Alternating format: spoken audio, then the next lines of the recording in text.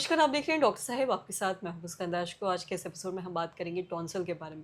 हम देखते हैं जैसे ही ठंड शुरू हो जाती है बहुत सारे ऐसे लोगों में सर्दी खांसी की दिक्कत होती है, गले में टॉन्सिल हो जाता है। आज हम इस बारे में तमाम जानकारी लेंगे और ये जानेंगे कि टॉन्सिल होने का कारण क्या होता है। इसी बारे में तमाम जानकारी लेने के लिए आज हमारे साथ मौजूद है ENT specialist doctor Rakesh Kumar sir. नमस्कार, बहुत बहुत स्वागत है आपका। नमस्कार, सर, नमस्कार। आपसे जानना चाहेंगे कि किसी को टॉन्सिल होने का सबसे बड़ा कारण क्या होता है, इस बारे में थोड़ा बताएं। देखिए टॉन्सिल एक तरह का लिम्फोइड टिश्यू है जो कि बॉडी का एक पार्ट है और एक प्रोटेक्टिव मैकेनिज्म का काम करता है। लेकिन यही यदि टॉन्सिल्स कभी-कभी बहुत बड़ी समस्या का कारण भी बनता है। तो बच्चों में 2 तरह के मेनली हम लोग जो लिम्फोइड टिश्यू जो प्रॉब्लमेटिक हो जाते हैं, एक एडिनॉइड और एक दूसरा टॉन्सिल है। तो मेन कारण होता है क्या कि बच्चों में सर्दी जुकाम बार-बार होते रहने के कारण ये लिम्फोइड टिश्यू जो है वो इन्फ्लेम्ड हो जाते हैं और साइज़ भी काफ़ी बढ़ जाता है, जिसके कारण कि बच्चों में बार-बार सर्दी जुकाम होगा, नाक बंद होगा, साँस लेने में दिक्कत होगी और इवन कि गले में भी खराश, खाँसी, बुखार ये बहुत कॉमन है, जो कि हम लोग जैसे बच्चा या कोई भी आया तो देखने पे मालूम चलता है कि काफ़ी इसके टॉन्सिल्स काफ़ी लार्ज हैं, जो कि उसके जो पेरेंट्स हैं आके बोलते हैं डॉक्टर साहब ये कुछ खा नहीं पाता है, गले में हमेशा दर्द की शिकायत बोलता है, हमेशा इसको बीच-बीच में खाँसी और बुखार की समस्या आती रहती है। तो हम लोग देखने के बाद एग्ज़ामिन करके देखता हूँ कि आइदर टॉन्सिल एनलार्ज्ड है या उसमें सूजन है, एडनोइड्स ग्लैंड तो नहीं भरे हुए हैं, तो हम लोग जाँच के द्वारा फिर उसको डायग्नोज़ कर लेते हैं। जी। साथ ही साथ टॉन्सिल की अगर बात करें तो अक्सर ये देखा जाता है कि ठंड के ही समय में लोगों को टॉन्सिल ज़्यादा होता है।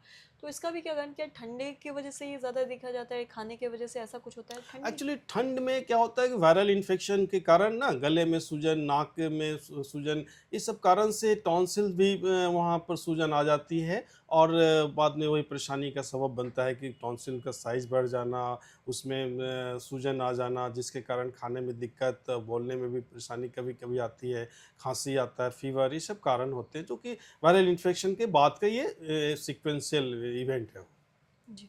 और साथ ही साथ आपसे ये भी जानना चाहेंगे, अगर टॉन्सिल किसी को हो तो उन्हें क्या खाने से बचना चाहिए, क्या खाना चाहिए जिससे थोड़ा गले को आराम मिले या गले में सुधार हो? यूजुअली हम लोग सलाह देते हैं कि ठंडी चीज़ों से परहेज़ करें। हाँ, जितना हो सके गुनगुने पानी से गार्गल करें।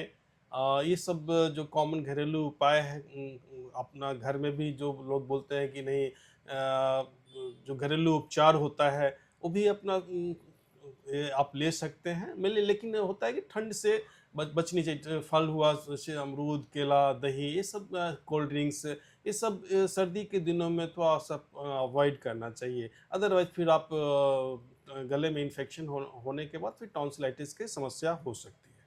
जी। और साथ ही अगर किसी को एक बार टॉन्सिल हो जाए तो क्या उसे फिर वापस हो सकता है, मतलब आस-पास में, या एक बार ठीक हो जाए?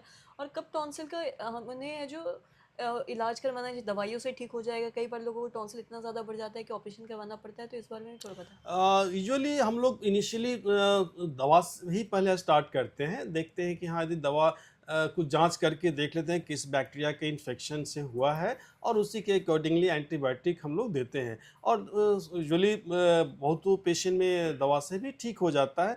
लेकिन जब ऑपरेशन की समस्या तब आती है जब पेशेंट को लगने लगता है कि नहीं जी, मुझे बार-बार इसके कारण बुखार आना, गले में खराश होते रहना और दर्द महसूस होता रहना, खाने में दिक्कत भी होने लगती है। इतने टॉन्सिल बढ़ जाते हैं कि कभी-कभी बच्चों में साँस में भी समस्या आने लगती है। बच्चा खर्राटा लेने लगता है रात में सोने वक़्त, उसकी साँस रुकती है बीच-बीच में। तो ये सब कंडीशन है कि हम तब पेशेंट के अटेंडेंट को बोलते हैं, नहीं, अब ये सर्जरी ही इसका उपाय है। जी। और एक बार यदि ऑपरेशन हो जाती है तो फिर दोबारा टॉन्सिल यूजुअली नहीं होता है। जी। सर, बहुत-बहुत शुक्रिया तमाम जानकारी देने के लिए। धन्यवाद। तो आशा करते हैं दर्शकों की जो तमाम जानकारी है आपके लाभदायक रही। तो आज के इस वीडियो में इतना ही। अगर आपने मेरे चैनल को सब्सक्राइब नहीं किया तो तुरंत कर लें, साथ ही हमारे फेसबुक पेज को लाइक करें। वीडियो देखने के लिए आपका धन्यवाद।